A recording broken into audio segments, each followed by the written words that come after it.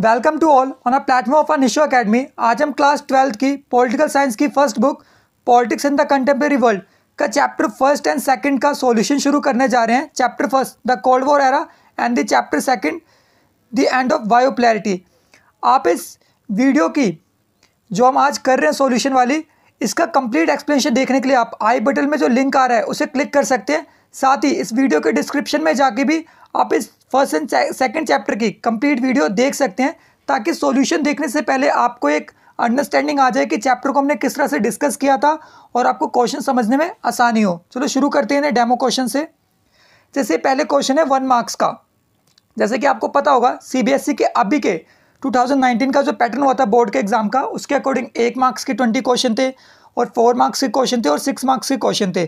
ठीक है, तो हमने ऐसे ही करा है, 1 मार्क्स के, 4 मार्क्स के और 6 मार्क्स के क्वेश्चन लिए। देखते हैं पहले 1 मार्क्स का क्वेश्चन कैसे है कि which 2 cities of a Japan had been hit by nuclear bombs during the second cold war. तो जब सेकंड कोल्ड वॉर हुआ था तो अमेरिका जो था उसने जापान के किन 2 शहरों पे बम गिराए थे। तो आपको ऐसे पता होगा हिरोशिमा एंड नागासाकी, वो 2 शहर जहाँ पे अमेरिका द्वारा 2 बम गिराए गए थे। ठीक है, तो जो 1 मार्क्स का क्वेश्चन होता है आप इसे बेसिकली 1 वर्ड और 20 वर्ड्स के अंदर भी लिख सकते हैं। तो मेरा मानना तो ये है, मेरे ओपिनियन में, कि अगर आपका क्वेश्चन सिंपल सा पूछा गया, आपसे वर्ड्स में पूछा गया, तो आप इसे वर्ड्स में ख़त्म करो। जैसे आप इन्होंने वर्ड्स में पूछा है तो आप इसे वर्ड्स के अंदर बता सकते हो, हिरोशिमा और नागासाकी। इतना डिफाइन करने की जरूरत नहीं है कि अमेरिका द्वारा था हिरोशिमा नागासाकी नामक जापान के 2 शहरों पे, डेट, ये सब नहीं, बस सीधा नाम है तो नाम बता दो। सेकंड क्वेश्चन देखो आप, what were the secret names of the atom bombs. Same question है ना, लिटिल बो और फैटमैन उनका नाम था। तो अब यहाँ पे ये नहीं बताना कि अमेरिका ने हमला किया था, जापान पे किया था, ठीक है, इस सन में किया था, इस सिटी पे किया था, नहीं। सिंपल सा क्वेश्चन पूछा है, सिंपल से वे में इसका आंसर करके खत्म करो, क्योंकि आप जितना आंसर अपना कम लिखोगे 1 मार्क्स के लिए, 2 मार्क्स के लिए, उतना ही ज़्यादा समय आप बचा पाओगे बड़े क्वेश्चंस के लिए। ठीक है, तीसरा क्वेश्चन 4 मार्क्स का है, देखते हैं क्या है। Why did super power keep small countries with themselves.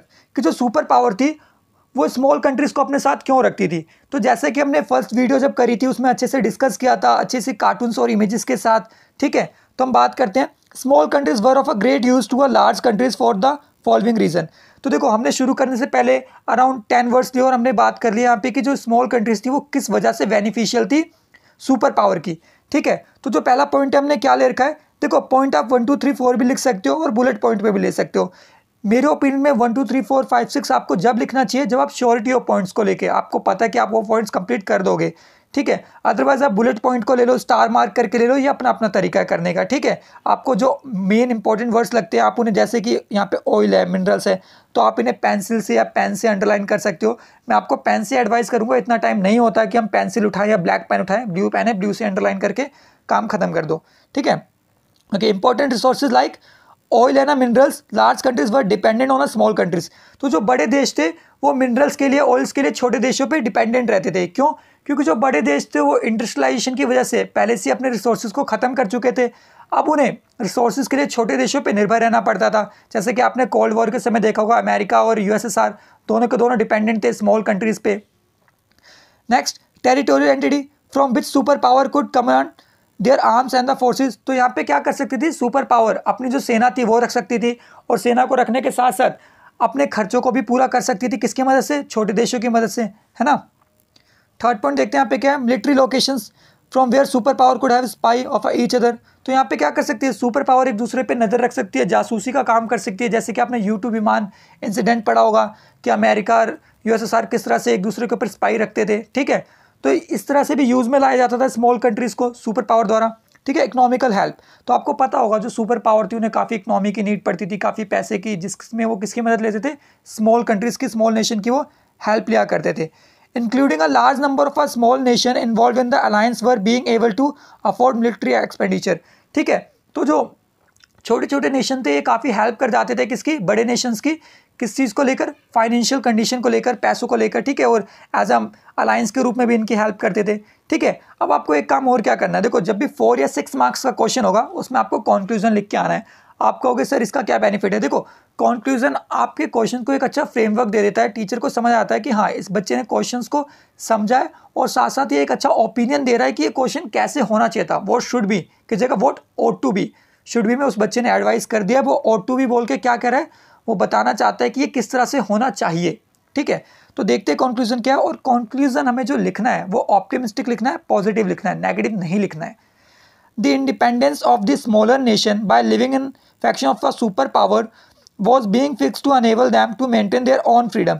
ठीक है, तो जो सुपर पावर थी उनके साथ जो स्मॉल नेशन थे वो क्यों इंक्लूड हो रहे थे? वो इंक्लूड इसलिए हो रहे थे ताकि सुपर पावर की मदद से स्मॉल नेशन अपने फ्रीडम को तय कर सके, साथ ही साथ अपनी फ्रीडम को ढंग से एंजॉय कर सके। तो देखो इससे डबल फायदा, यहाँ पे देख सकते हो सुपर पावर का तो फायदा हो ही रहा था, साथ साथ स्मॉल नेशन का भी फायदा हुआ। ठीक है, अच्छा क्वेश्चन 4 तो देखते हैं हम क्या है।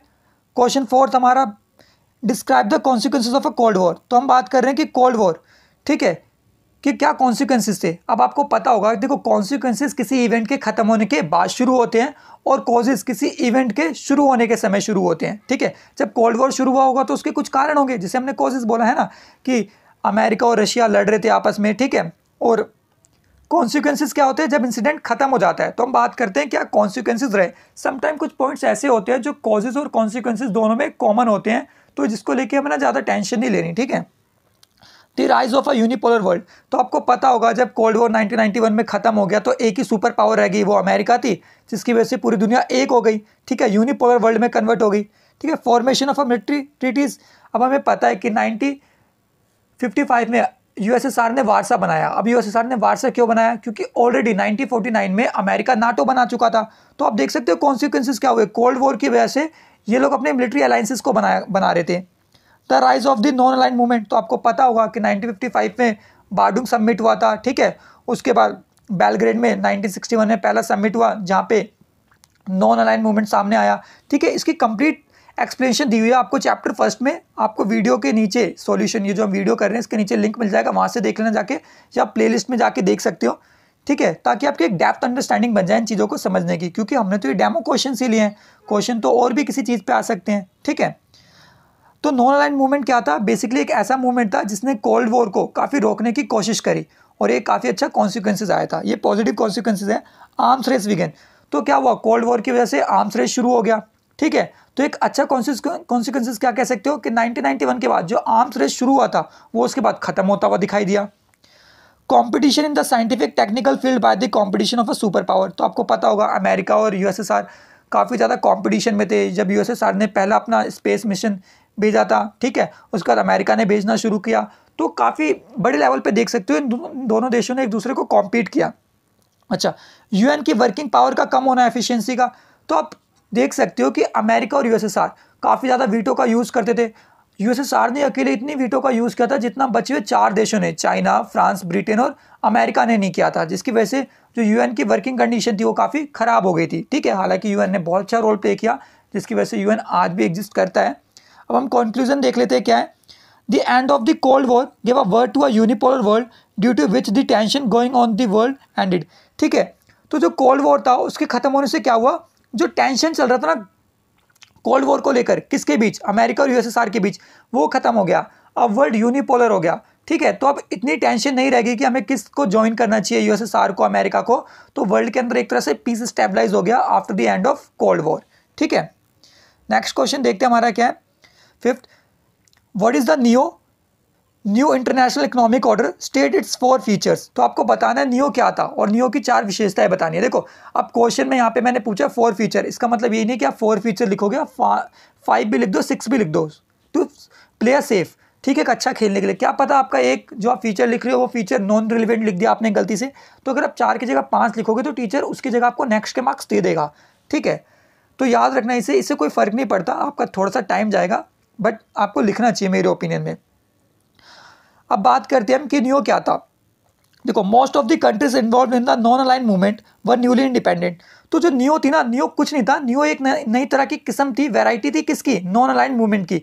जितनी कंट्रीज नॉन अलाइंड मूवमेंट में इंक्लूड थी उन्हीं कंट्रीज ने आगे मिलकर क्या बनाया था, नियो बना लिया था। ठीक है, which had just been freed from the colonial trap, they had weak economy and the difficult problems like a poverty and the unemployment. तो ये वो नेशन थे जिन्हें अभी हाल ही में आज़ादी मिली थी और साथ साथ इनकी जो इकोनॉमी थी वो काफ़ी ख़राब थी, काफ़ी बेरोजगारी थी और जिसकी वजह से इन लोगों को सामने आना पड़ा। The non aligned aim not only to mediate between the big powers during the Cold War but also to develop a economic development of their own nation and to drive people out of poverty। तो non aligned movement इसलिए नहीं आया था कि वो America और USSR से अपना बदला ले, वो इसलिए आया था ताकि वो जो न्यूली इंडिपेंडेंट कंट्रीज थी उनकी इकोनॉमिकली हेल्प कर सके। क्योंकि देखो किसी भी नेशन के लिए इकोनॉमी होना बहुत ज़रूरी है। आप लड़ोगे कब? सीधी सी बात है, जब आपके पेट में खाना होगा, जब आपके पास आपके शरीर में जान होगी, तभी तो आप किसी से लड़ोगे ना, लड़ पाओगे। तो सिंपल सा फंडा क्या था कि जो कंट्रीज थी, ये सारी कंट्रीज इकोनॉमिकली वीक थी, जिसकी वजह से इनको हेल्प चाहिए थी, किसकी? डेवलप्ड नेशन की चाहिए थी। ठीक है। The United Nations Trade and Development Conference of the United Nations 1972 by the UNCTAD towards a new trade policy for a development was submitted a report। तो 1972 में UNCTAD ने एक रिपोर्ट पब्लिश करी थी। उस रिपोर्ट का नाम था Towards a New Trade Policy for a Development। ठीक है, ये वो पॉलिसी थी जिस पॉलिसी के वजह से क्या हुआ था, जो इंडिपेंडेंट कंट्रीज थी उनकी काफ़ी हेल्प की जानी थी, किसके द्वारा? डेवलप्ड कंट्रीज द्वारा। ठीक है। This report propose an improvement in the global trade system. The report had the following reforms. तो इस ट्रेड ने कौन कौन से रिफॉर्म्स को सामने रखा, हम देखते हैं। पहला क्या था? The under developed countries would have a control of over their natural resources that the developed countries exploited in the West. ठीक है। तो जैसे कि जो वेस्टर्न कंट्रीज थी उन्होंने जिन रिसोर्सेज को एक्सप्लॉइट कर दिया था, उन रिसोर्सेज को अब किसको दिया जाना था? डेवलप्ड कंट्री द्वारा लीस्ट और अंडर डेवलपिंग कंट्रीज को दिया जाना था। क्योंकि लीस्ट और अंडर डेवलपिंग कंट्रीज के पास ना ही इतना पैसा था, ना ही इतने रिसोर्सेज थे कि वो कुछ अकेले कर सके। Okay. Access to a less developed countries would extend to the market in the western countries. तो जो लीस्ट डेवलप्ड कंट्रीज थी, ईस्टर्न की कंट्रीज थी, या आप वेस्ट की भी लीस्ट डेवलप्ड कंट्रीज बोलो, उनको क्या करना? एक अच्छा सा मार्केट प्रोवाइड करवाना वेस्ट की कंट्रीज में, ताकि वो अपने रिसोर्सेज को और अच्छे वे में बूस्ट कर सके और अच्छा खासा पैसा गेन कर सके।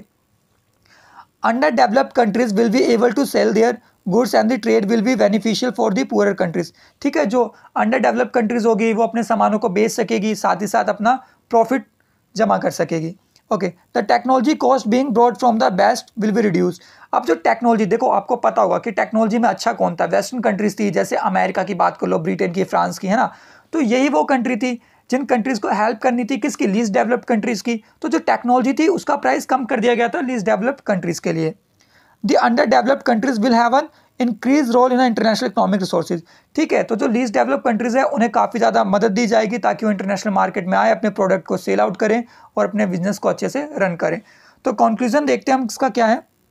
The new independent nation were help in the political culture and economical form for the international economic system. ठीक है। तो जो इकोनॉमिकल सिस्टम था इंटरनेशनल लेवल पे, उसकी काफ़ी हेल्प करी गई थी, किसके द्वारा? न्यूली इंडिपेंडेंट नेशन द्वारा।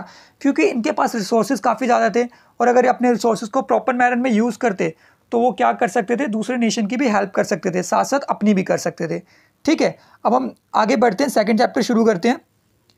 सेकेंड चैप्टर क्या है? The end of bipolarity. हम देखते हैं पहला क्वेश्चन क्या है, 1 मार्क्स का। फिर से right the full form of CIS। तो CIS का पूरा नाम लिखना है कॉमनवेल्थ ऑफ इंडिपेंडेंट स्टेट। ठीक है। तो इंटरनेशनल लेवल पे स्टेट और नेशन का मतलब एक ही होता है, याद रखना। ठीक है। 1 मार्क्स का क्वेश्चन है, सिंपल से हमने इसे पूरा लिख दिया। अगर क्वेश्चन ये आता कि what does the mean by CIS and define it, तो हम ये लिखते CIS की फुल फॉर्म क्या, और हम इसे डिफाइन कर देते कि CIS क्या था, जिसे न्यूली इंडिपेंडेंट कंट्रीज ने ज्वाइन किया था, है ना। Second question, Soviet union form which military alliance against NATO and when. तो जो सोवियत यूनियन था उसने कौन सा मिलिट्री अलायंस फॉर्म किया था और किसके अगेंस्ट किया था और कब किया था, है ना। तो जैसे कि आपको पता होगा कि यहाँ पे क्वेश्चन में दे रखा है नाटो के अगेंस्ट था, तो वारसा किया गया था और 1955 में किया गया था, ताकि जो वेस्टर्न की कंट्रीज़ हैं, वेस्टर्न की कंट्रीज जो अमेरिका है, उससे अपने आप को जो USSR है वो बचा सके। अच्छा, क्वेश्चन थर्ड है, देखते हैं क्या है कि why was the disintegration of the Soviet union in spite of the success of the policies of perestroika and glasnost which brought by Mikhail Gorbachev. तो देखो कितना अच्छा क्वेश्चन है कि जो मिखाइल गोर्बाचेव है उनकी एक अच्छी पॉलिसी, पेरेस्ट्रोइका और ग्लासनोस्ट नामक 2 अच्छी पॉलिसी लाने के बाद भी USSR जो था वो डिसइंटीग्रेट क्यों हुआ, है ना। क्वेश्चन आपको समझ आ गया ना, बहुत ईजी क्वेश्चन है।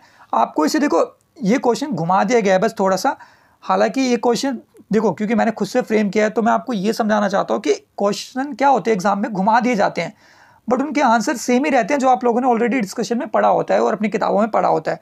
और बेस्ट सोर्स तो आपकी NCERT है, आपकी NCERT से अच्छी नॉलेज आपको और किसी किताब में, रेफरेंस बुक में नहीं मिलेगी कभी, ठीक है। ओके, बात करते हैं हम कि मिखाइल गोर्बाचेव की वो पॉलिसी क्या थी। The last president of a Soviet union Mikhail Gorbachev brought in the policies of the perestroika, री इंफ्रास्ट्रक्चर एंड ग्लासनोस्ट ओपननेस। तो पेरेस्ट्रोइका की पॉलिसी को क्या कहते हैं? री इंफ्रास्ट्रक्चर, आधारिक संरचना को दोबारा सुधारना, और ग्लासनोस्ट का मतलब था openness, to improve the economy of the Soviet Union. तो सोवियत यूनियन की अर्थव्यवस्था को सुधारने के लिए ये दो पॉलिसीज लाई गई थी 1985 में यूएसएसआर के लास्ट प्रेसिडेंट मिखाइल गोर्बाचेव द्वारा। Due to the failure of the policies called the perestroika and the glasnost following are. अब देखो ये कौन से रीजन से, देखो यहाँ पे देख सकते हैं, देखो मैंने यहाँ पे यूज़ किया था वर्ड आर क्योंकि ये आज भी रिलेवेंट है, ठीक है। अब कौन सी वजह थी जिसकी वजह से ये पॉलिसीज फेल हो गई? पहला, Mikhail Gorbachev to correct the Soviet economy by bringing the perestroika and glasnost policy at the wrong time. तो मिखाइल गोर्बाचेव जो थे वो जो ये पॉलिसी लेके आए 1985 में, ये गलत समय पे लाए थे क्योंकि ये वो टाइम था जब ऑलमोस्ट यूएसएसआर के अंदर इंसर्जेंसी शुरू हो गई थी। वहाँ पे तरह तरह के मूवमेंट लीड किए जा रहे थे और वो नेशंस के जितने भी सिटीजन थे वो सारे इंडिपेंडेंस की मांग कर रहे थे। तो 1985 में जब ये पॉलिसी लाई गई तो वो समय गलत था। Second point, to ensure relaxation of the administrative set up to improve the economy of the Soviet Union without proper judgement. तो क्या किया गया था, इन लोगों ने एकदम से अर्थव्यवस्था को सुधारना शुरू कर दिया था और प्रॉपर मेजरमेंट नहीं लिए थे। देखो सिंपल सा एग्जांपल लेता हूँ, जैसे कि आप लोगों को पता होगा कि इंडिया में कोरोना बहुत रैपिडली फैल रहा है और इंडिया दुनिया का 5वां नंबर बन गया है, 5वें नंबर की कंट्री बन गया है कोरोना वायरस को लेकर। और आपको जैसे कि पता होगा महाराष्ट्र में सबसे ज़्यादा केस और दिल्ली का हाल भी बहुत बुरा होता जा रहा है। तो ऐसा क्यों हो रहा है? ठीक है, क्योंकि देखो हमारी गवर्नमेंट को जिस तरह से चीज़ों को खोलना चाहिए था, ओपन करना चाहिए था, उन्होंने नहीं किया। ये मेरी ओपिनियन है, मैं कोई गवर्नमेंट नहीं हूँ, ठीक है, मैं एक ओपिनियन दे रहा हूँ। और कहीं ना कहीं लोगों को भी अपनी ज़रूरतें समझनी चाहिए, बट लोगों ने ऐसा नहीं किया। सेम कहाँ पे हुआ? सेम यूएसएसआर के अंदर हुआ कि लोगों को जब आज़ादी मिली तो उन्होंने अपनी आज़ादी को गलत रूप में एंजॉय किया।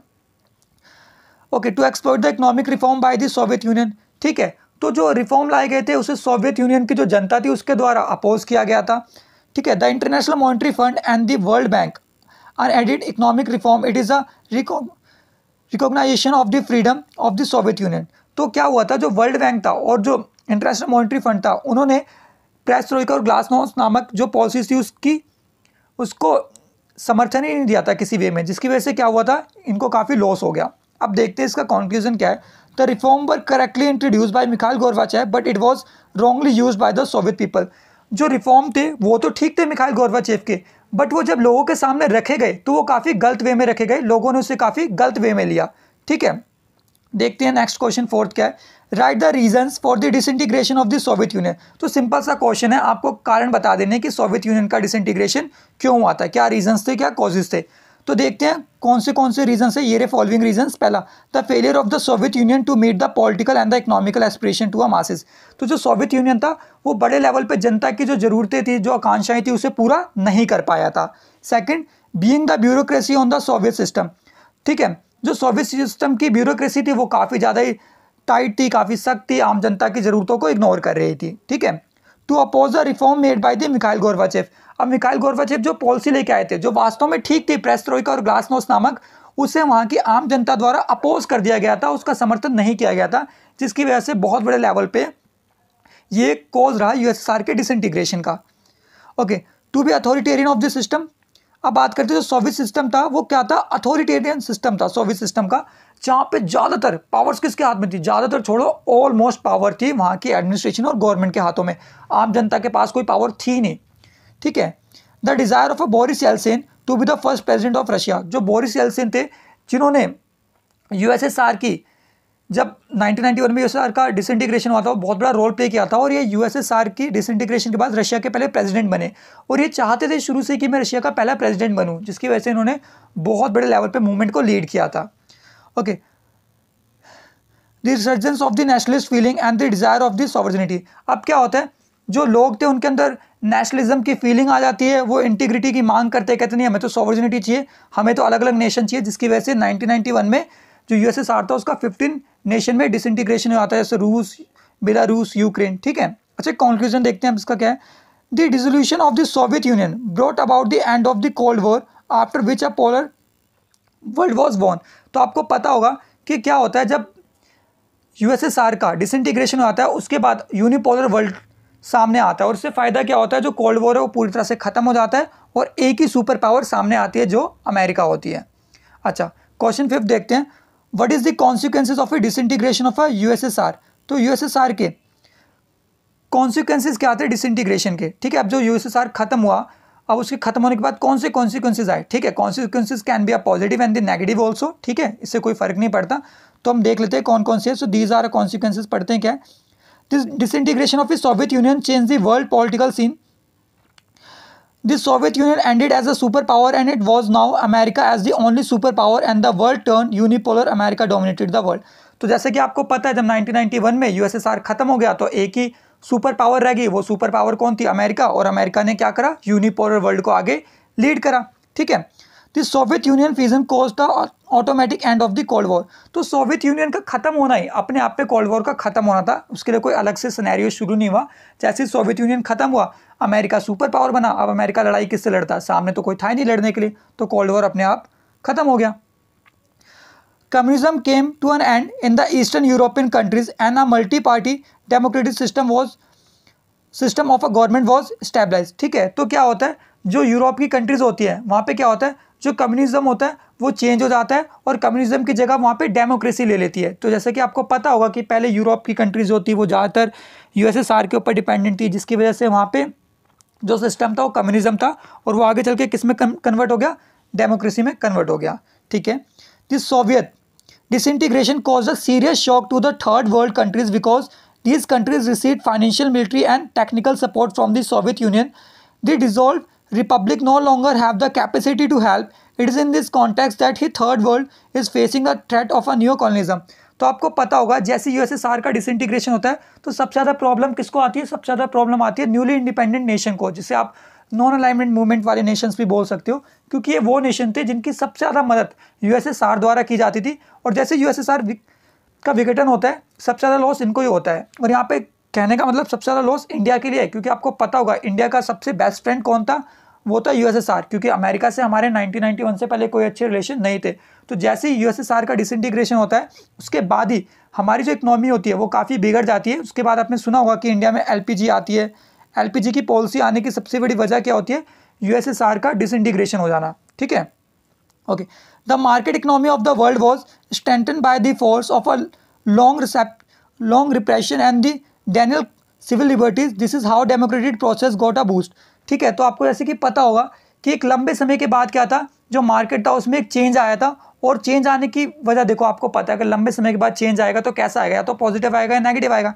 तो जो यूएसएसआर था उसमें पॉजिटिव की जगह वो नेगेटिव हो गया। और वहाँ की जनता जो थी, ठीक है, उन्होंने क्या सोचा कि यार अब कम्युनिज्म तो हमने बहुत अपना लिया, अब हम डेमोक्रेसी की ओर बढ़ेंगे, क्योंकि डेमोक्रेटिक फॉर्म सबसे अच्छी फॉर्म है जिसके अंदर हम हमारी ज़रूरतों को आसानी से पूरा कर सकते हैं। End of the arm race, ठीक है, तो जो हथियारों को लेकर रेस चल रही थी कि हम इतने वेपन्स बना लेंगे, हम इतने, वो खत्म हो गई। Change in the power in the world politics, ठीक है। तो जो वर्ल्ड पॉलिटिक्स थी उसके अंदर क्या हो गया, चेंज आ गया था, ठीक है, क्योंकि यूएसएसआर अब खत्म हो गया था, अमेरिका एक सिंगल वर्ल्ड रह गया था, तो वर्ल्ड पॉलिटिक्स के अंदर चेंज आ गया था। तो 6 मार्क्स के क्वेश्चन में देखो हमने 7 पॉइंट ले लिए, टू बी प्ले सेफ, ठीक है। तो आप एक और ले सकते हो, कोई बड़ी बात नहीं है, बट 6 तो आप एटलीस्ट लिख के आ जाओ 6 मार्क्स के क्वेश्चन में। अगर क्वेश्चन कुछ अलग सा है, उन्होंने 4 पॉइंट ही पूछे तो आप 4 ही लिखो फिर, ठीक है। अच्छा, कंक्लूजन देखते हैं क्या है। The disintegration of the Soviet Union gave a word to a polar world in a world politics which increase America domination in the world. तो ठीक है, क्या होता है, जैसे यूएसएसआर का खत्म होता है, यूएसएसआर विघटन होता है, उसके बाद यूनिपोलर वर्ल्ड सामने आता है। और यूनिपोलर वर्ल्ड के रूप में सामने कौन आता है, अमेरिका। और अमेरिका अपना डोमिनेशन शुरू कर लेता है, ठीक है। तो ये फर्स्ट एंड सेकंड चैप्टर का सॉल्यूशन था। ऐसे हम आगे की वीडियोस में भी करेंगे चैप्टर्स के according. Keep loving, keep supporting team Nisho Academy. Kindly like, share and subscribe your on YouTube channel and hit the bell icon for more upcoming updates. And you can also follow us on Instagram. Thanking you for watching our video.